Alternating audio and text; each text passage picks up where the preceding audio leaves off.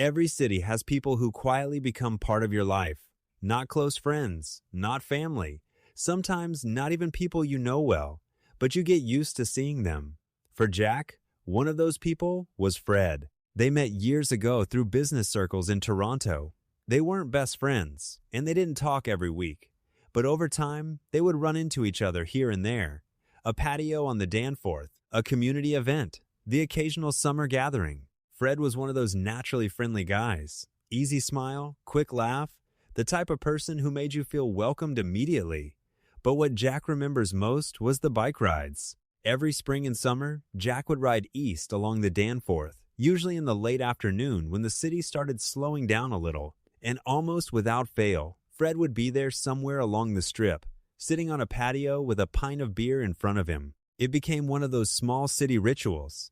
The first genuinely warm day after a long Toronto winter, Fred would already be outside. Before most people had even switched jackets, Fred was on a patio enjoying the weather like he had been waiting months for that exact moment. Sometimes Jack would stop and chat for a few minutes. Sometimes it was just a wave while riding past.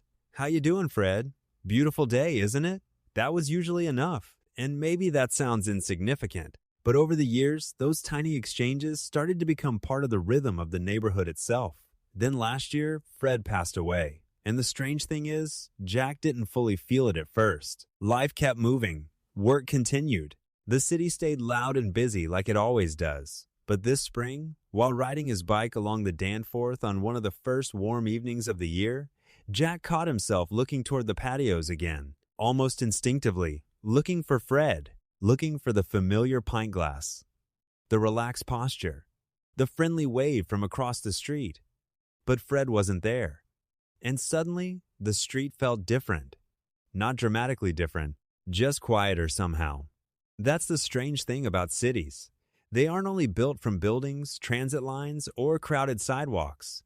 They're also built from familiar faces. The people we expect to see without realizing how much space they quietly occupy in our lives. Jack still rides along the Danforth when the weather gets warm, and every now and then, when he passes a crowded patio in the late afternoon sun, he still thinks about Fred, the guy who was always first to enjoy spring,